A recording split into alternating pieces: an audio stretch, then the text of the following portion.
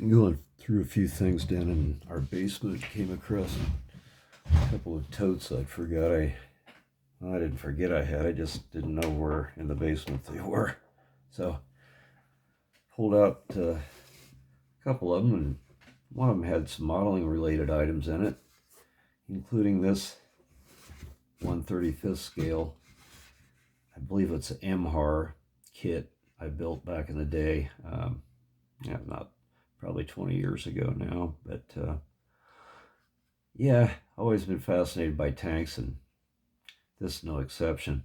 Um, the British pretty much invented the tank, so uh, most of the credit for any early developments uh, stem from them.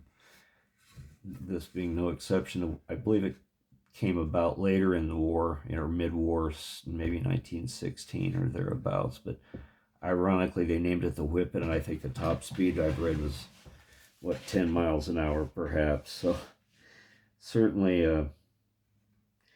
kind of the antithesis of what the name dichotomy is. But none of the tanks from the era were any faster. The Mark IV, which I've also got a model of, and I'll pull it out and maybe do a video of it as well. It was extremely slow, but can you imagine being a crew member in one of these tanks? They were made totally out of steel, and I'm sure there were some seams that weren't completely riveted good, or whatever the case may be, but I've read some accounts of crew just suffering terrible injuries and their experiences in these tanks when they got hit by a heavy mortar ordnance from the Germans. But can you imagine the Germans, if they'd never seen one of these before, approaching, and it would have startled them. I've read stories of that as well. There was two engines in the front of the hull that I read, 45 horsepower Taylor units, and each one operated the track, and the transmission system was quite complicated and complex for back in the day. Really, for the technology back in the day, pretty amazing. I pulled this out and realized that one of this gun here, cannons actually, I think there's 30 mil cannon they called them. It had snapped off right at these articulate.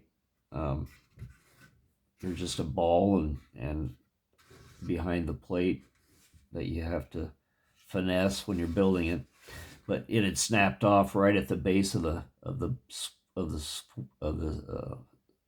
ball, where it spins. So I took a little bit of super glue and a toothpick and carefully applied some, and we'll let that sit. But I think it'll be good to go. But kind of unique that they move up and down. It would be nice if it was a little wider. I think I could maybe convert it to RC. However, that'd be extremely complicated with the tracks to get them right. I'm not finished cleaning the bottom, but I've had my little makeup brush duster on it, and I've got most of the dust on it. But I just did a flat gray primer when I painted it after I assembled it. And of course, back in those days, nobody knew, it was black and white, even with their cameras. So it was a guess, but there was some painting I'd seen on various actual pictures of a scheme somewhat like this, and it speculated, it can be of any color, the stripe in the middle of the white, but I went with red, so who knows. Also in the front, but yeah, it was a lot of fun to build. Not really too difficult, but represents a time when technology was just developing with warfare. So hope you get a kick out of this. I'll pull out that Mark IV and get a video done of that and see what it looks like. It's a lot of fun to kind of pull these things out of hiding and rediscover them. I'd like to have a shelf.